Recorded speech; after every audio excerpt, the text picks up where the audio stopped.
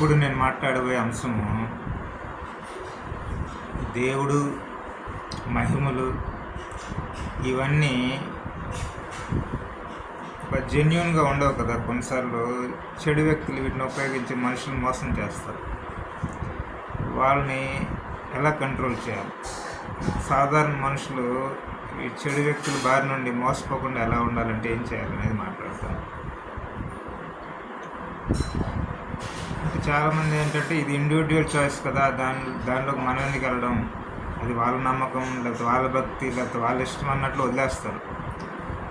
అది చాలా ప్రమాదం అన్నమాట. మొదట్లో అది చిన్నగానే ఉంటుంది, ఆ తర్వాత అది విపరీతమైన స్థితికి వెళ్ళిపోతుంది. సమాజంలో పనికిరాని నమ్మకాలు, పనికిరాని విషయాలన్నీ దారితీస్తుంది. సమాజం పనికి రాకుండా పోతుంది అన్నమాట. అంటే చాలామంది వ్యక్తులు పనికిరాని నమ్మకాలు నమ్మితే, ఎక్కువ మంది నమ్మితే ఏమవుద్ది, ఈవెన్ మంచి దారిలో వెళ్ళే వాళ్ళు కూడా వీళ్ళు వాళ్ళు చెడిపోతారు చూసి, వాళ్ళు కూడా పనికి రాకుండా నమ్మకాలు తయారవుతాయి అన్నమాట. అలాగా భక్తి అనేది ఒక మూర్ఖత్వంగా మారిపోతుంది. దాని తర్వాత గొడవలు కూడా వస్తాయి. ఇప్పుడు వాళ్ళు అంటారు ఇది నమ్మంటారు, ఇంకోరు అంటే అది నమ్మంటారు, ఇంకోరు అంటారు ఇది దేవుడు గొప్పోడు అంటారు, ఇంకోటి అంటే అది దేవుడు గొప్పోడు అంటారు. ఇవన్నీ ఇక్కడి నుంచే స్టార్ట్ అవుతాయి అన్నమాట.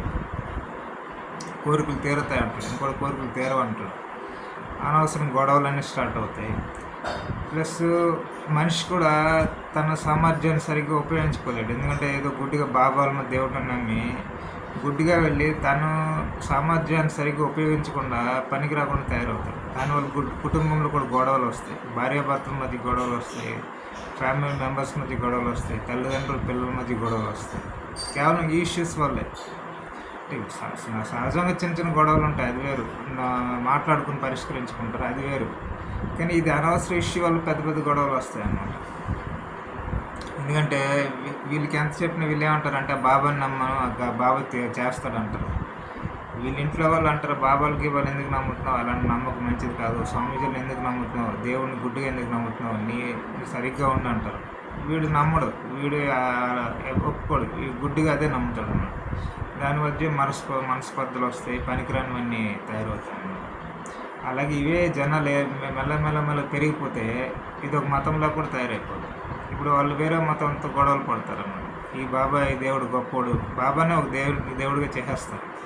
వీళ్ళే చేసేసి ఈ దేవుడు మహా గొప్పోడు, కోరికలు తీరుస్తాడు, కష్టాలు తీరుస్తాడు అని వీళ్ళే ప్రచారం చేస్తారు అన్నమాట. మహిమలు ఉన్నాయి అన్నీ అని చెప్పి. ఇది ఒక 100 సంవత్సరాలు, 200, 300 సంవత్సరాల తర్వాత ఇది ఒక మతంలా మారిపోతుంది. ఇతర మతాలతో గొడవలు పడుతూ ఉంటారు. ఎందుకంటే వీళ్ళకి ఒక అవగాహన ఉండదు, దేవుడు అంటే ఏంటి, జీవితం అంటే ఏంటి, ఏది మంచి ఏది చెడు, ఏది యాక్చువల్ మనకి ఏది లభిస్తుంది ఏది లభించదు అనే అవగాహన ఉండదు. గుడ్డుగా ఏది దేవస్థానం వాళ్ళు లేకపోతే బాబా యొక్క సంస్థను ఏది పెట్టుకుంటారు డబ్బులు సంపాదించడానికి మోసాలు చేసి, వాళ్ళు ఏదో పుస్తకాలు రాస్తూ ఉంటారన్నమాట. బాబా ఇలా చేశాడు, బాబా అలా చేశాడని చెప్పి, లేకపోతే ఆ స్వామీజీ ఇలా చేశాడు అలా చేశాడని గుడ్డిగా ప్రజలను మోసం చేస్తూ ఉంటారు. నువ్వు కూడా నమ్ము, నీకు మంచి జరుగుతుంది, నీ కోరికలు తీరిపోతాయి, నీ కష్టాలు తీరిపోతాయని ప్రచారం ఎక్కువ చేస్తారన్నమాట. ఈ జనాలు ఏంటంటే నిజంగా కొందరికి సమస్యలు ఉంటాయి, ఆ సమస్యలు ఉండే వాళ్ళు అంత ఎక్కువ లాజికల్గా ఆలోచించలేరు. మనకి ఏదో విధంగా సమస్యలు తీరితే చాలని గుడ్డిగా నమ్మేస్తారు, మెల్లగా అలాగా నాశనం అయిపోతారు.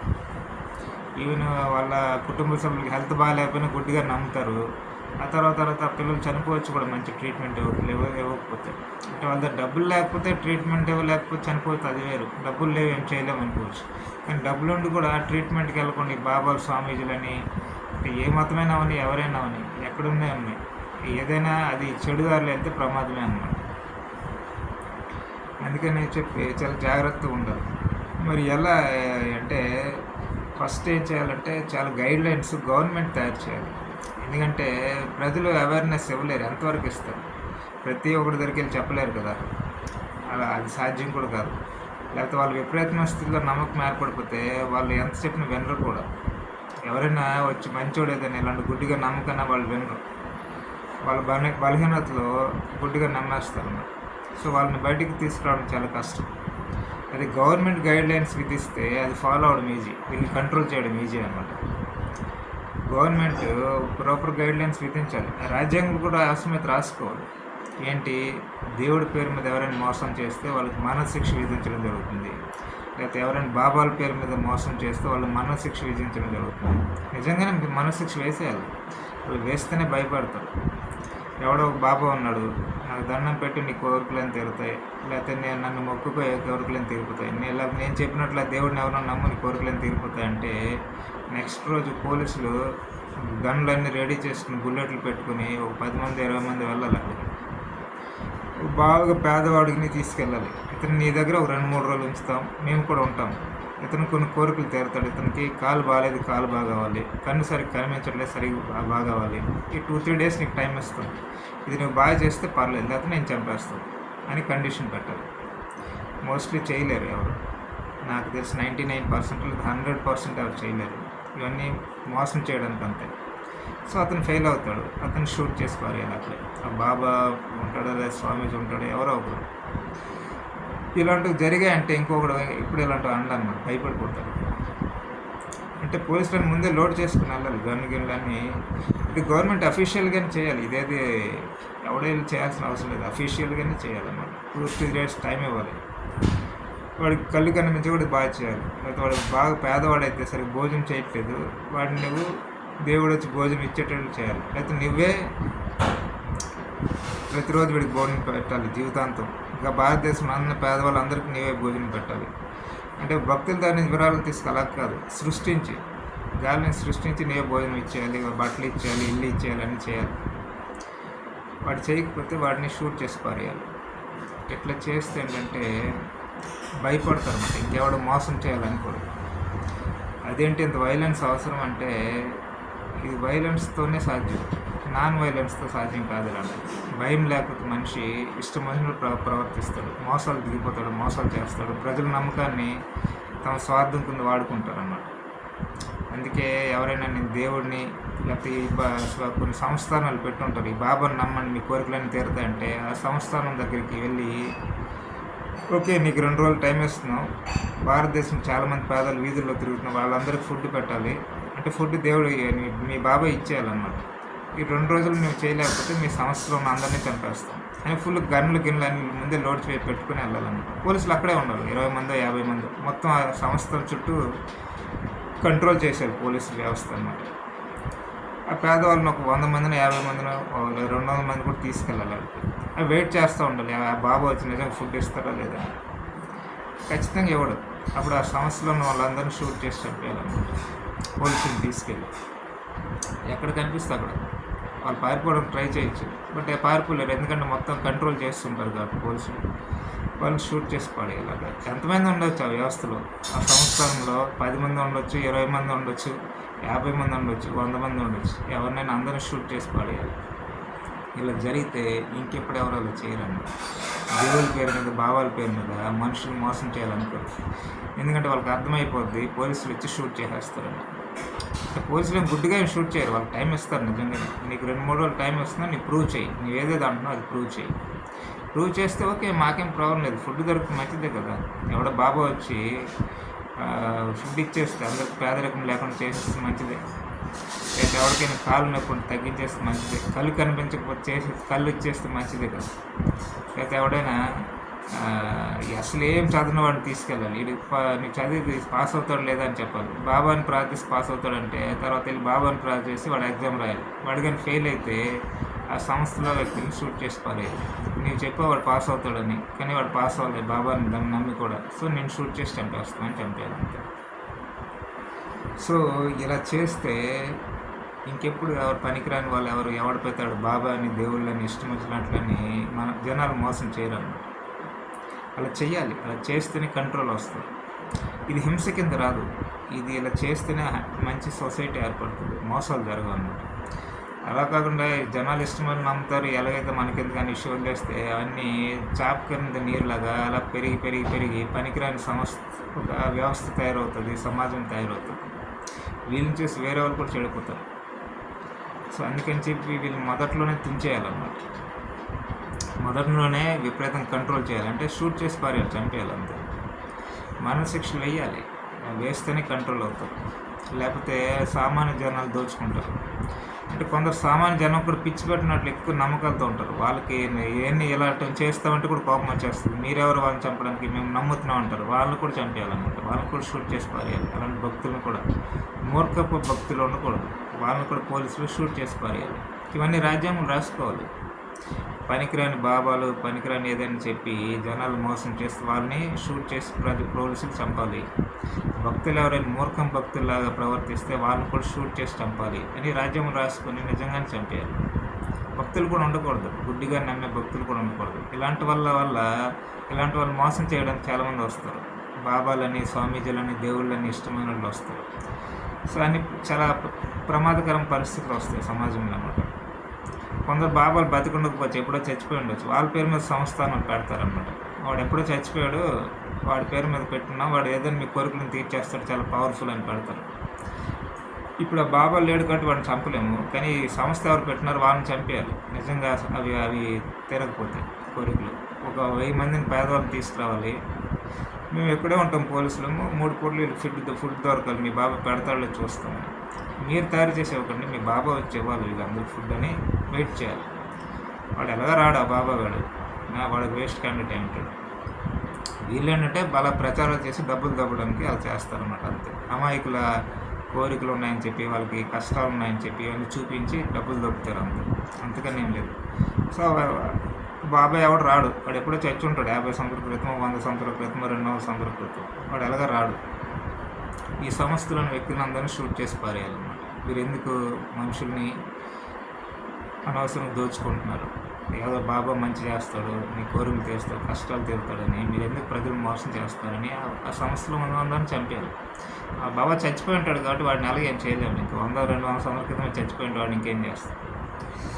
సో అలాగే భక్తులకు కూడా చెప్పాలి, గుడ్డి నమ్మకంగా ఎవరైనా ఉంటే వాళ్ళు షూట్ చేసి చంపేయడం జరుగుతుందని చెప్పాలన్నమాట. అంటే దేవుడిని నమ్మడం తప్పు కాదు, లేకపోతే దేవుడు మన కోరికలు తీరుస్తారని ఇండివిజువల్గా ఎవరైనా భావిస్తే వాళ్ళ వ్యక్తిగతం భావించి దేవుడిని దండం పెట్టుకుంటే అది పర్లేదు, అది వ్యక్తిగతం. దాని గురించి మనం వెళ్ళాల్సిన అవసరం లేదు. నేను బాగా చదువుతున్నాను, దేవుడా నాకు కొంచెం పాస్ చేయంటే అది ఆ పర్సన్ వ్యక్తిగతం. ఇందులో ఎవరు దోచుకోవట్లేదు, ఎవరు మోసం చేయట్లేదు. అయితే గుడ్డిగా నమ్మకం, నువ్వు కొంచెం బాగా కష్టపడి దేవుడు ఆశీస్సులు కోరుకొని వాళ్ళ తల్లిదండ్రులు చెప్పొచ్చు, లేదా పెద్దవాళ్ళు చెప్పొచ్చు, లేదా గురువులు చెప్పొచ్చు, అది ఓకే, అది పర్వాలేదు. వ్యక్తిగత విషయాల్లోకి వెళ్ళాల్సిన అవసరం లేదు. కానీ మోసం చేస్తారు చూడు, అది భరించకూడదు అన్నమాట. సో అది బాబాని దండం పెడితే ఎగ్జామ్ పాస్ అయిపోతావు, బాబాని దండం పెట్టి నీ కోరికలు తీరిపోతాయి, బాబాని దండం పెట్టి నీవు అంటే డబ్బులు కూడా వచ్చేస్తాయి, లేకపోతే బాబాలు దండం పెట్టి నీకు జాబ్ వచ్చేస్తాయి. ఇలాంటి ఎవరైనా సంస్థలో ఏమైనా ప్రచారాలు చేస్తే వాళ్ళని షూట్ చేసి పారేయాలి. నేను సరదాగా చెప్పట్లేదు, నిజంగానే చంపేయాలి. లేకపోతే ఇదంతా ఒక క్యాన్సర్ లాగా సమాజంలో విస్తరిస్తుంది అన్నమాట. చాలా చాలా ప్రమాదం.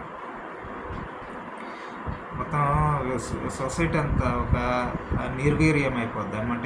ఏదేదో గుడ్డిగా పిచ్చిగా ఏదేదో నమ్ముతుంటారు, ఏదేదో మాట్లాడుతుంటారు, పిచ్చిగా వ్యవహరిస్తుంటారు అన్నమాట. ఇంత అర్థం లేకుండా.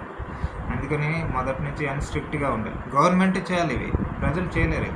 ప్రజలు చేస్తే వాళ్ళు తిరగబడతారు. వాళ్ళంటారు నువ్వెవరు మా విషయాల్లోకి, మా ఇష్టం మేము నమ్ముతాం అంటారు.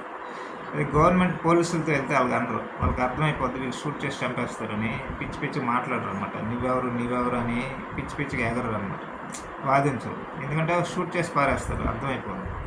వాళ్ళు పోలీసులకి ఏం గుడ్డిగా ఏం చేయరు, టైం ఇస్తారు. ఆ బాబా వ్యవస్థని అందరికి టైం ఇస్తారు, ఈ భక్తులకు కూడా టైం ఇస్తారు. మేము ఇక్కడే ఉంటాం, బాబా వచ్చి మీకు భోజనం పెట్టాలి. అది ఎవడో 100-200 సంవత్సరాల బతికి చచ్చిపోయి ఉంటాడు కదా, వాళ్ళు వచ్చి మీకు భోజనం పెట్టాలి. లేకపోతే మీ ఎగ్జామ్ పాస్ చేయాలి. ఏం చదవనని కూడా ఎగ్జామ్ రాయమనాలి. వాడు ఫెయిల్ అయితే బాబా చెప్పింది తప్పని సంస్థలో వాళ్ళని షూట్ చేసి పారేయాలి. ఆ భక్తులు ఎవరైనా గుడ్డిగా నమ్మితే ఆ భక్తులను కూడా షూట్ చేసి పారేయాలి. అంటే గన్తో అప్పుడు ఆటోమేటిక్ చచ్చిపోతారు. సో ఇలా చేస్తే ఏంటంటే సమాజం కంట్రోల్లోకి వస్తుంది అన్నమాట. అలా కాకుండా ఎవడు ఇష్టమైతే వాడు ఉండని అనుకుని వదిలేస్తే పిచ్చలు వీరుతనం పెరిగిపోదు. అమ్మాయిలను దోచుకుంటారు. ఈ నమ్మకం అని లేదా కష్టాలని అన్నీ చూపించి మీ బాబాలో దేవుడు ఏదైనా చేస్తాడు, మంచి చేస్తాడని స్వార్థపరులు దోచుకుంటారు. అందుకనే పూర్తి కంట్రోల్ ఉంచాలన్నమాట సమాజాన్ని. అప్పుడు ఎవరిని మోసం చేయరు, ఎందుకంటే అర్థమైపోద్ది. ఈవెన్ భక్తుడు కూడా ఇష్టమతులు గుడ్డిగా నమ్మడు. అనవసరం తలనొప్పి ఎందుకు, షూట్ చేసి చంపేస్తారు పోలీసులని. ఏది పడుతుంది బాబాలని, స్వామీజీని గుడ్డిగా ఏది పడుతుంది నమ్మడు. లేదా దేవుళ్ళని ఎవరైనా చెప్తున్నారంటే గుడ్డిగా నమ్మడు. అలాగే కొన్ని వ్యవస్థలు ఏర్పడి సమాజంలో మేము అది ఆ బాబా మీ కోరికలు తీరుస్తాడు, మీ కష్టాలు తీరుస్తాడు, ఆడికి పెళ్ళి అయింది బాబాని తలుచుకుంటే, వీడికి జాబ్ వచ్చింది బాబాని తలుచుకుంటే అని ప్రచారాలు చేయడు. ఎందుకంటే పోలీసులు వెళ్తారు 50 మంది 100 మంది, గన్లు ఫుల్ లోడ్ చేసి వెళ్తారు. వాడికి ప్రూవ్ చేయమంటారు. ప్రూవ్ చేయలేకపోతే షూట్ చేసి చంపేస్తారు. సో వాడు పిచ్చి పిచ్చి మాట్లాడడం అన్నమాట. ఇది రాజ్యాంగం రాసుకుంటే ఎంతోమంది ఇంకెప్పుడు చేయమని బతిమాలుతారు. మనం చంపకండి దయచేసి అని బతిమాలుతారు. బయటకు వచ్చి వాళ్ళే బతిమాలుతారు. ఇప్పటివరకు ఏదో మోసాలు చేసాం, ఇక్కడ నుంచి చేయము, మేము చేసిన మోసాలు చేసిన డబ్బులను తీసుకోండి, మీరే మమ్మల్ని ఏమైనా చేయకండి అని వాళ్ళే వచ్చి లొంగిపోతారు. ఇలాంటి చిన్న చిన్న పనులు కూడా చేయకుండా భారతదేశం బాగుపడాలంటే ఎలా అవుతుంది? భారతదేశమే మహా అంటే పెద్ద ఆధ్యాత్మిక కేంద్రం, గొప్ప జ్ఞానులు ఇక్కడ ఉండేవారు, గొప్ప యోగులు ఉండేవారు అంటారు. ఇంత చిన్న పని కూడా చేయట్లేదు. ఇంత చిన్న పని కూడా చేయకుండా ఇక్కడ పెద్ద యోగులు ఉంటే ఏంటి, పెద్ద జ్ఞానులు ఉంటే ఏంటి, శ్రీకృష్ణ భగవానుడు ఉపదేశం ఇస్తే, భగవద్గీత ఇస్తే ఏం లాభం? ఇవన్నీ దానివల్ల ఏం ఉపయోగం వస్తుంది? ఉపయోగించుకోవట్లేదు కదా. అంటే నేను జ్ఞానులు లేరని అన్నాలని కాదు నా ఉద్దేశం, లేకపోతే యోగులు లేరని కాదు, అయితే భగవద్గీత గొప్పదని కాదు నా ఉద్దేశం. ఇవన్నీ ఉండి ఉపయోగించకపోతే ఏం లాభం అని అది నా ఉద్దేశం. ఇవన్నీ ఉన్నాయి సరే, గొప్పదే భారతదేశం, ఆధ్యాత్మిక కేంద్రం గొప్పదే, గొప్ప యోగులు వచ్చారు, గొప్ప జ్ఞానులు వచ్చారు, ఆది శంకరాచార్యులు గొప్పవారు వచ్చారు, శ్రీకృష్ణ భగవానుడు జగద్గురు ఆయన వచ్చారు. ఆయన అవన్నీ చదివితే మహా అద్భుతంగా ఉంటాయి కదా. ఇంత గొప్ప జ్ఞానం ఉండి ఏమి ఉపయోగించకపోతే ఏం లాభం అని నేను ప్రశ్న అడుగుతున్నాను. జస్ట్ సమాజం ఏమీ ఆలోచించాలి. ఇవన్నీ ఉండి ఏం లాభం ఉపయోగించకపోతే? మోసాలు ఎవడైనా ఎలాగైనా చేసుకుని వదిలేస్తే దానివల్ల ఏం లాభం? దాన్ని ఉపయోగించుకుని సరైన దారిలో పెట్టాలి కదా సమాజాన్ని, అప్పుడే కదా దానివల్ల లాభం. భగవద్గీత కర్మయోగం మరి భగవంతుడు చెప్పాల్సిన అవసరం ఉంది. నీ పని నీ చెయ్యు, ఫలితం నాకు వదిలే అని చెప్పాల్సిన అవసరం ఉంది. ఏదో ఒకటి నమ్మే ఏదో ఒకటి వచ్చేస్తుందని చెప్పేయచ్చుగా, పని ఎందుకు చేయమన్నాడు మరి? అన్నీ అబద్ధమా? ఈ గీబాలు నమ్మేవాళ్ళు ఎన్ని మంచిగా? సో ఇవన్నీ ఆలోచించాలి. సో అందుకని చెప్పి గొప్ప జ్ఞానం ఉంది, అది కరెక్టే, దాన్ని ఉపయోగించుకోవాలి కదా. ఉపయోగించకపోతే లాభమే ఉంది? ఏమీ లాభం లేదు. వ్యవస్థ మొత్తం నాశనం అయిపోద్ది, ప్రజలు మొత్తం నాశనం అయిపోతారు. పిచ్చిదారులు వెళ్తుంటారు అన్నమాట, పిచ్చి మాట్లాడతారు. మనం ఏమైనా అన్నాం అనుకో, నీవెవరు నాకు అడగడానికి అంటారు, అది నా ఇష్టం అంటారు. ఆ బాబాని నమ్మితే నా ఇష్టం అంటారు. అదే రాజ్యాంగం రాసుకుంటే పిచ్చి వాళ్ళు నమ్మితే మిమ్మల్ని షూట్ చేసి పారేస్తారు, నమ్మితే రాస్తే వాళ్ళు వాళ్ళకి మాట్లాడరు ఇష్టం వచ్చినట్లు. ఏదో ఒకటి నమ్ముతున్నావు కదా ప్రూవ్ చేయంటారు. వాడు ప్రూవ్ చేయలేకపోతే షూట్ చేసి చంపేస్తారు ఆ భక్తుల్ని. ఆ బాబాలను కూడా బతుకుంటే వాళ్ళని చంపేస్తారు. వాళ్ళు ఆల్రెడీ వాడు ఎప్పుడో చచ్చిపోయింటే ఇప్పుడు ఎవరు ఏం చేయలేం, ఆ సంస్థ వాళ్ళని చంపేయాలి. సో ఇలా కంట్రోల్ చేస్తేనే బాగుంటుంది. ఇవన్నీ నిజంగా ఆధ్యాత్మికత ఇవన్నీ ఉపయోగపడతాయి, భక్తి ఇవన్నీ ఉపయోగపడతాయి. కానీ దీన్ని సరైన దారులు నడిపిస్తే ఉపయోగపడతాయి. సరైన దారులు నడిపించకుండా ఇష్టమైనట్లు ఎవరు ఏదైనా చేసుకోండి, ఎవరి నమ్మకాలు వాళ్ళు, ఎవరి ఇష్టం వాళ్ళదంటే ప్రజలు అప్రమత్తంగా ఉండండి, మీకు మోసం చేయడానికి బాబాలు వస్తారు అని చెప్తే వాళ్ళకి తెలియదు. అలాగేమైనా రీసెర్చ్ ఏమైనా చేస్తారండి ప్రజలందరూ అద్భుతమైన తెలివితేటలు ఉంటాయి, లేకపోతే ఏమైనా ఉంటాయా? ఆ కష్టాలు ఉన్నప్పుడు ఆటోమేటిక్గా ఎవరినైనా నమ్మేస్తారు. లేకపోతే విపరీతంగా ఏమైనా కోరికలు ఉంటాయో ఎలా తీర్చుకోవాలో తెలియక ఎవడైనా ఏదైనా చెప్తే నమ్మేస్తారు. బాబాలని, స్వామీజీలని, లేకపోతే దేవుడి మీద ఎవరైనా ఏదైనా నమ్మేస్తారు. వాళ్ళని చెప్పి వాళ్ళని లాభం లేదు. అంటే వాళ్ళు చెప్పకూడదని కాదు నా ఉద్దేశం. రెగ్యులర్గా ఒకవైపు అవేర్నెస్ చెప్తూ ఉండాలి, టీవీల్లో చెప్పాలి, లేకపోతే ఎవరు మనుషులు, గురువులు అందరూ చెప్పాలి, ఏది పడితే అది గుడ్డిగా నమ్మకాన్ని చెప్పాలి. దాంతోపాటు పనిష్మెంట్స్ ఉండాలి. పనిష్మెంట్స్ ఉంటేనే మనిషి భయపడతాడు, లేదా భయపడదు, నా ఇష్టం అంటాడు. అది ఏమంటే అదే రాజ్యాంగంలో రాసుకొని ఎవరైనా స్వామీజీలు కానీ, బాబాలు కానీ దేవుడి పేరు దోచుకుంటే వాళ్ళని మనశిక్ష విధించడం జరుగుతుందంటే భయపడతారు.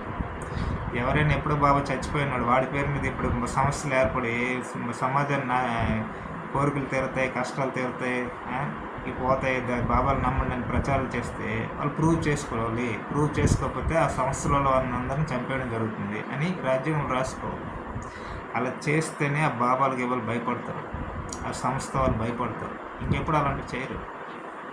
ఈవెన్ భక్తులు కూడా మూఢనమ్మకాలతో ఉండరు, ఎందుకంటే పోలీసులు షూట్ చేసి చంపేస్తారని భయపడతారు. సో దేవుడి నమ్మకం తప్పు కాదు, దేవుడిని మా కష్టాలు తీర్చని కోరుకోవడం కూడా తప్పు కాదు. విపరీతంగా కష్టాలు ఉన్నప్పుడు మనసు విపరీతంగా బాధగా లోనవుతుంది కదా. సో దేవుడు విపరీతంగా బాధలో ఉన్న కొంచెం నాకు ప్రశాంతత ఇవ్వంటే అది తప్పు కాదు. అర్థవంతంగా ఉండేది ఏది తప్పు కాదు. అర్థవంతంగా లేనిది మోసంతో కూడుకున్నది ప్రమాదం అన్నమాట. అలాంటి వాటిని తీసేయాలన్నమాట, విపరీతంగా శిక్షలు వేసి. అంతే కొంచెం మాట్లాడితే ఎవడు నమ్ముడు. పైగా ఎదిరిస్తారు, వాదిస్తారు. షూట్ చేసి చంపేయాలి, అప్పుడే భయపడతారు. మరి భారతదేశంలో అది జరుగుతుందంటే జరగదు. గవర్నమెంట్ పట్టించుకోవట్లేదు. ఎవరు ఇండివిజువల్ ఎవరైతే అవేర్నెస్ తీసుకురావాలి, అది గురువులు ఎవరైనా చెప్పాలి తప్ప గవర్నమెంట్ ఏం పట్టించుకోవట్లేదు. ఇలాంటి గవర్నమెంట్ పట్టించుకోవాలి, రాజ్యాంగం రాసుకోవాలి. అప్పుడు అది అఫీషియల్గా జరుగుతుంది అనమాట. అఫీషియల్గా జరిగితే గొడవ ఉండదు అనమాట. అది సో అందుకని చెప్పి ఒక అర్థవంతమైన రీతిలో తీసుకెళ్తేనే భక్తి ఇవన్నీ అర్థవంతంగా ఉంటాయి, మనిషికి నిజంగానే ఉపయోగపడతాయి.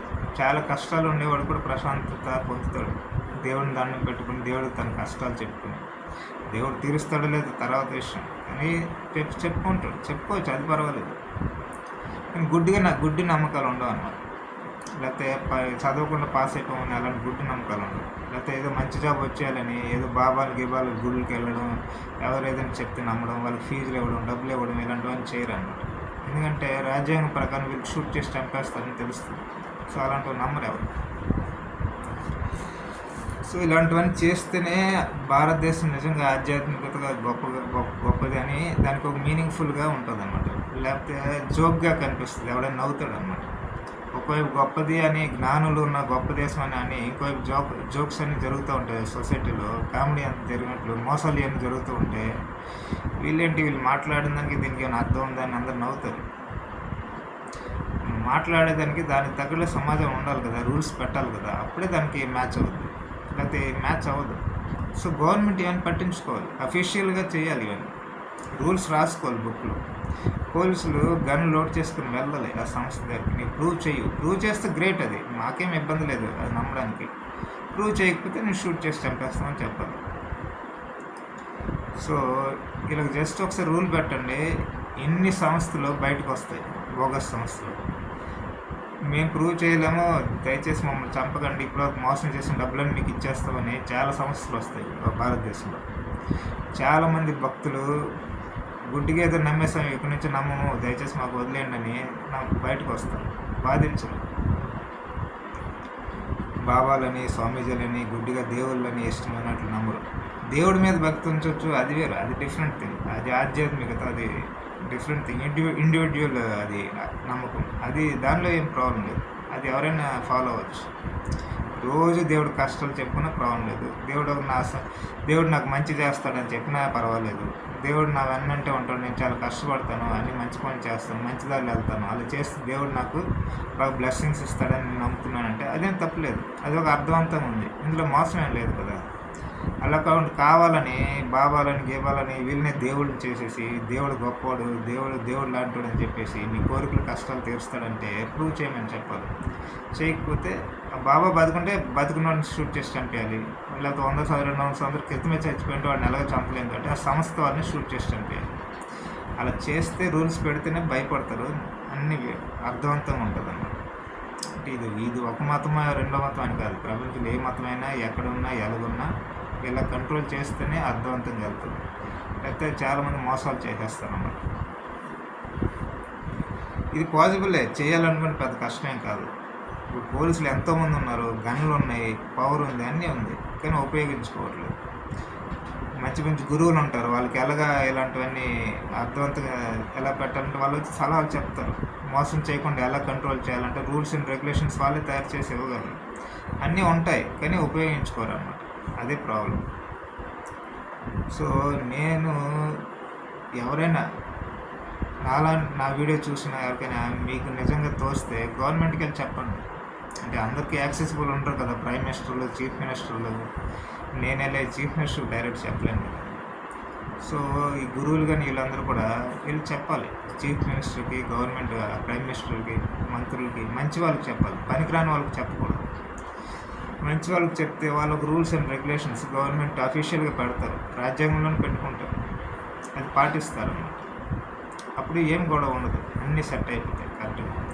బోగస్ సంస్థలు కానీ బోగస్ వ్యక్తులు కానీ అందరూ బయటకు ఆటోమేటిక్ వాళ్ళే వచ్చేసి ఇప్పటివరకు మోసం చేసిన డబ్బులని వాళ్ళే ఇచ్చేస్తారు, లేకపోతే వాళ్ళు షూట్ చేసి చంపేస్తారని భయం వాళ్ళకి. గవర్నమెంట్కి ఇచ్చేస్తాం, దయచేసి మాకు వదిలేయండి అని వాళ్ళు చెప్తారు. ఇంక ఇప్పటి నుంచి అలాంటివి చేయము, మాకు చంపకండి అని వాళ్ళే బతిమాలుతారు. అలాగే గుడ్డిగా ఉండే భక్తులు కూడా గుడ్డిగా ఉండరు. కొన్ని ఆలోచించుకుంటారు. నిజంగా మనం వెళ్ళేది కరెక్టా దారే కాదా అని డిస్కస్ చేసుకుంటారు. జ్ఞానం పెంచుకుంటారు అని తెలుసుకుంటారన్నమాట. లేకపోతే ఇష్టం వచ్చినట్లు నమ్మితే వీళ్ళని కూడా షూట్ చంపేస్తారని వీళ్ళకి కూడా భయం ఉంటుంది. అలా భయపెడితేనే సమాజం వెళ్తుంది. ఇది కలియుగం, సత్యయుగం కాదు. మాటలతో అన్నీ అయిపోవడానికి. కలియుగంలో కొంచెం గట్టిగానే ఉండాలన్నమాట. ఇక చెడు చాలా గట్టిగా ఉంటుంది కాబట్టి దానికి పనిష్మెంట్స్ కూడా గట్టిగా ఉంటే అప్పుడు జనాలు తినగలుగుతారు. అంటే నేనేదో హింస చెప్తున్నానని అనుకోకూడదు. నాకేం హింస ఇష్టం లేదు. నేను అహింస పరుడిని. అహింస అంటేనే నాకు ఇష్టం. గొడవలు పడడం కూడా నాకు ఇష్టం ఉండదు. కానీ సమాజాన్ని కంట్రోల్ చేయాలంటే సమాజం ఎలాగుందో దానికి తగ్గట్లే మన రియాక్షన్ కూడా ఉండాలి.